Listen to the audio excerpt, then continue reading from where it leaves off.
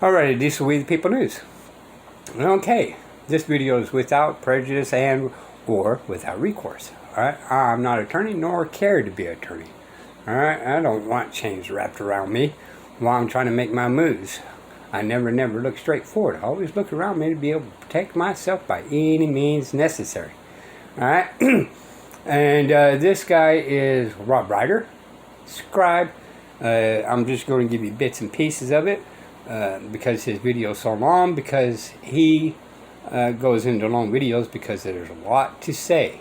Right? And this is along the lines of how the courts play you.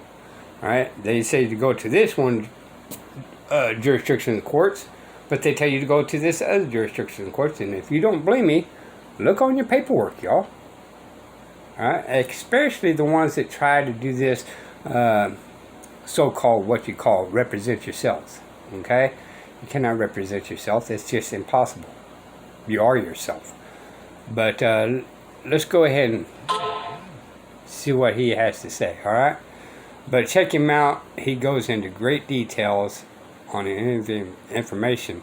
But it is long videos, y'all. Forced to get them people in that office to do whatever the heck they wanted done. Right? The problem is that disconnect's been made, and we're not going to the window to talk to the Army. Because since we haven't been discharged, we would be like the civil authority out in the field, the eyes and ears of the commander-in-chief about the peace and tranquility of the district, that he's responsible for. It's a wonderful system. We don't need Congress. We don't have a Congress. Nobody in Congress has taken a proper oath of office. We haven't had a Congress since the Civil War. They read all these laws, but they're really not the Congress. They're the administrative state, United States of America, but they're not the Union, United States. And I want to go back to the Union, because that's where all the protection is. That's what's under the Constitution. So, we got to crack the egg, pierce the veil, find the Achilles heel, be the hobbit that shoots the arrow into the missing scale on the dragon, all that stuff.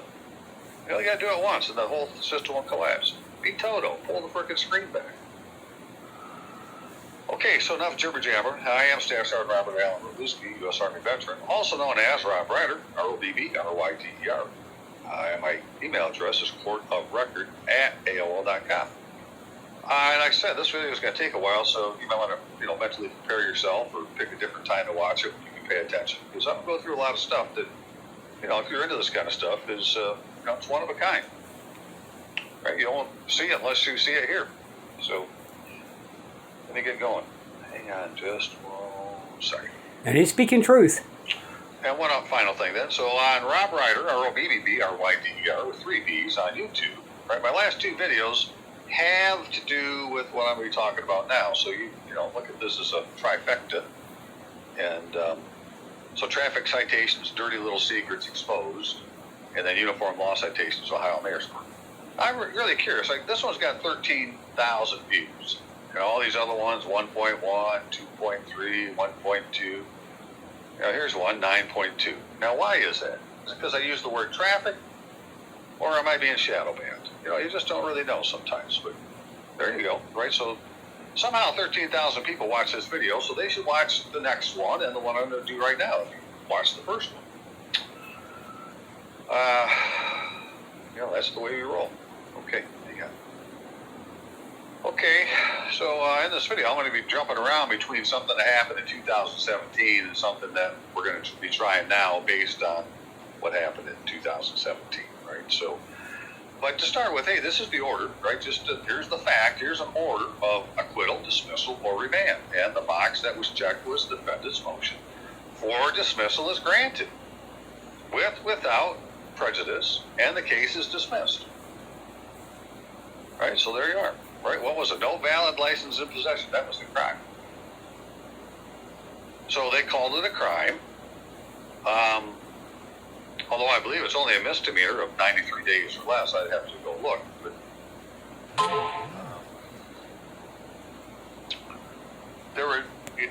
there were other charges also. Right, this is only one charge of 3 that was listed on the traffic ticket. But this is how they did it. So count 1, first count 2, and count 3, they're not on there. But it was, and Billy's never been bothered since then, so they just decided to leave this one alone because he took up a lot of their time, right, to end up giving the man a dismissal. And what I would say now is, having looked at this, what I know today is we don't want a dismissal. We want an acquittal, right? And an acquittal has a much more powerful definition than a dismissal, because a dismissal really is just a summary judgment.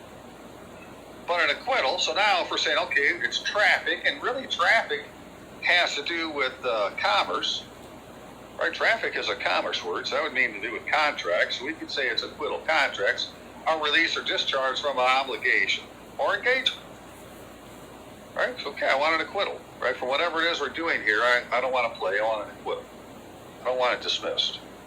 But if it's criminal law, which, was a misdemeanor they was being charged with, well, absolution of a party charged with a crime or misdemeanor. So I'm just saying that that's what we should have asked for, because what they gave Billy is what he asked for. He asked for a dismissal. He didn't ask for an acquittal. And as we'll see when we read through some of the sections of the transcripts, the judge is telling Billy, so I can give you a dismissal, but it's only temporary.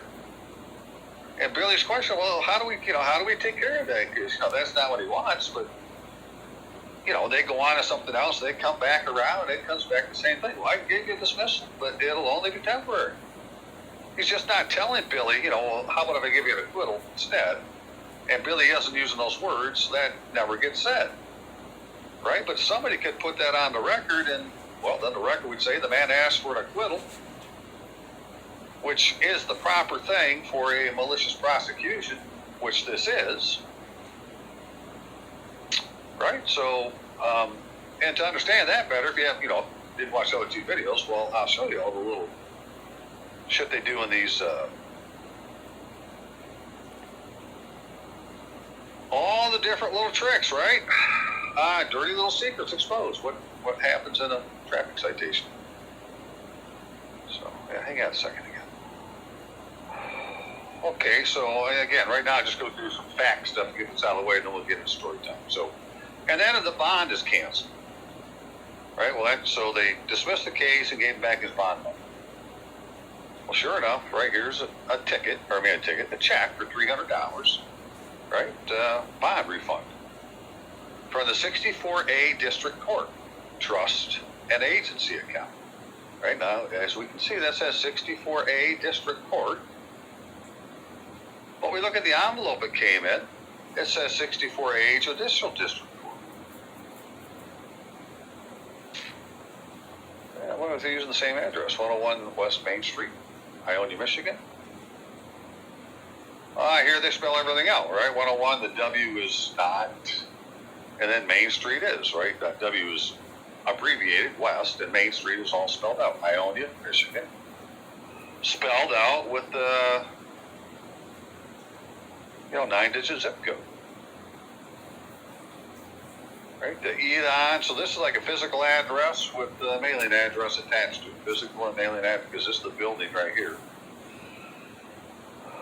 Right, so I mean, that's the proper way to do an address in that jurisdiction, but that's not the way they ever do our address, so we're really not in that jurisdiction.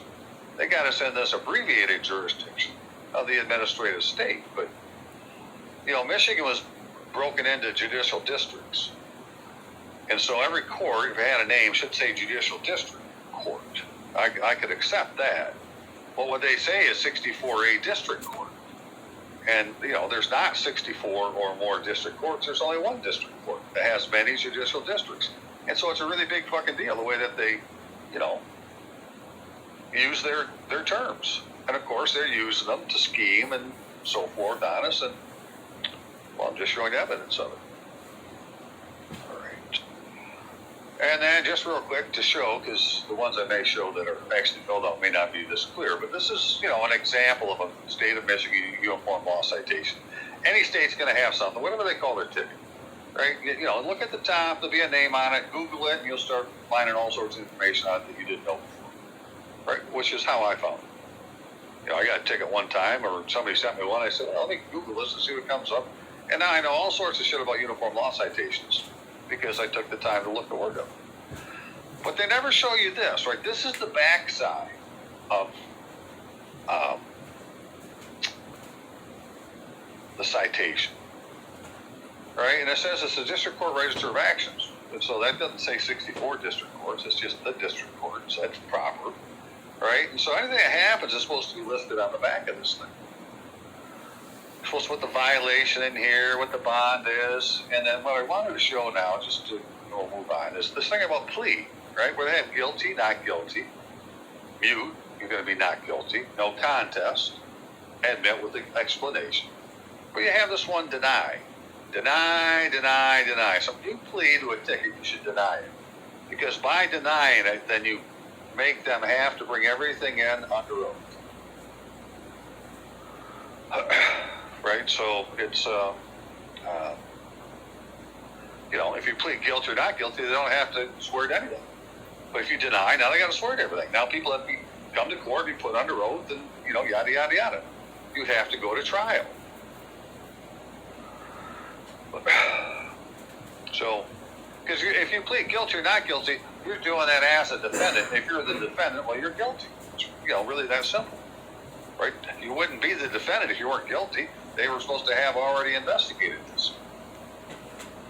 Okay, so that's, they don't ever show this. And so this copy that has, this side on one side and this side on the other is supposed to be given by whoever gave you the ticket to his boss, the police chief, who within a certain number of days is supposed to mail it by the United States government mail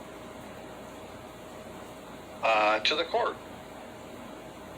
Right? That's what it's, all that is written into the Michigan compiled law, or, the Michigan Vehicle Code. But none of that's happening. Right? They're not doing that. They're emailing these to someplace. Well, that's not written in the law, so that, because they're not doing it the way that it says to do, would be an exception. So let me find this thing exactly. Hang on a second.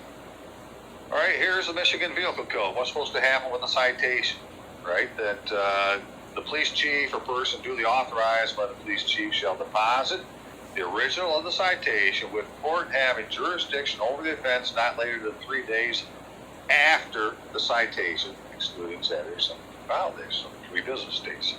The citation shall be considered to have been deposited with the court as required under Section 1 if the original of the citation is mailed, didn't say emailed, mailed not later than 2 days after the date of the citation, as specified under the subsection.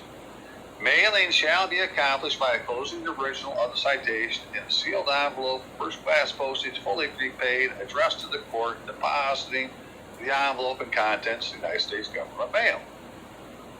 Now, I'm pointing this out because if you're in Michigan, it doesn't matter how you got your ticket or what it says. This is the thing that they're not doing. This would be an exception because they didn't do what the damn Michigan Vehicle Code said to do.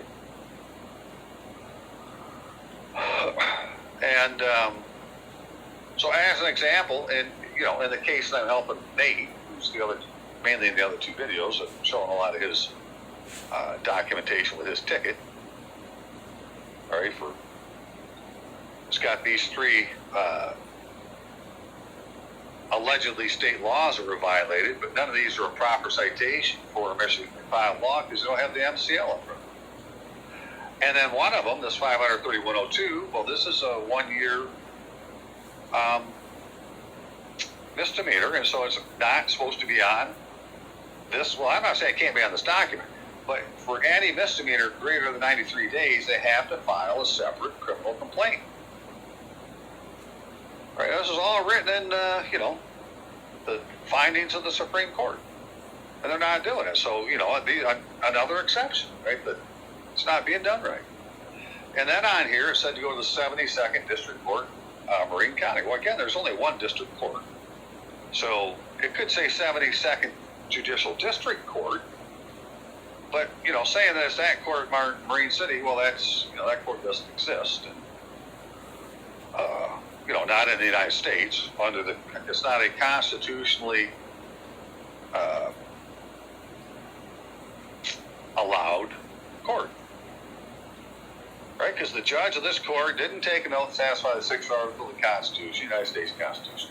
He didn't take the proper oath to satisfy the Michigan Constitution because he didn't use his full legal name. And, there's all sorts of errors. Now, like in Ohio, I showed, they're supposed to go and get they have to actually have a commission. So it's not just the oath they have to have a commission first before they can go take the oath. It's a commission from the governor. So these are all exceptions because they're not doing what the law says to do. Right? I'm just showing you the proof. So this is what his said. Now, because I had done those other 2 videos, I had Nate contact the state police and say, well, ask them what they did with the, with the citation. And so this was the answer. Thank you for contacting your Michigan State Police with a question of how to adjudicate your traffic citation. X, number, da-da-da. The court address you requested is, well, he's using St. Clair County District Court with this address. Right? Well, that's not the address. It's, where'd the ticket go? Okay, there it is. That's not the address, the name of the court here. Here's the 72nd District Court. So the cop is saying, well, I should have mailed it here. But due to advanced technology since 1984, when that was last updated, traffic citations are now issued electronically, allowing for immediate data transmission to the court holding jurisdiction. But that's not what the law says. It doesn't matter that you can use email, then you can do it that way. The law says you got to put it in U.S. government mail. It's not a letter, it's U.S. government mail, which would be a fracked letter. They'd have the stamp up in the upper right-hand corner instead of a stamp. A stamp that says they have some kind of exemption number, permit number or something like that, and that's U.S. government mail, prepaid. So now we have the guy that's apparently the commander of the Lapeer Post, the Michigan State Police 3rd District. Right? Now this is what he's calling himself. Right? Saying that he didn't follow the law. Because the law says the citation shall be considered to have been deposited with the court as required under subsection 1 if the original citation is mailed. First class postage, fully prepaid, addressed to the court, depositing the envelope and contents of the United States government mail. That didn't happen. And he says if he had done it right, he'd have sent it to a different court than the court that's on the ticket. So we got all sorts of things that are wrong. Right? Exception, exception, exception. I want an acquittal and discharge. Right? There's your answers. Now we got to convince the court. I'm just showing you where the frickin', where the easy, low-hanging fruit is. Instead of worrying about what they said you did, bitch about what they're doing.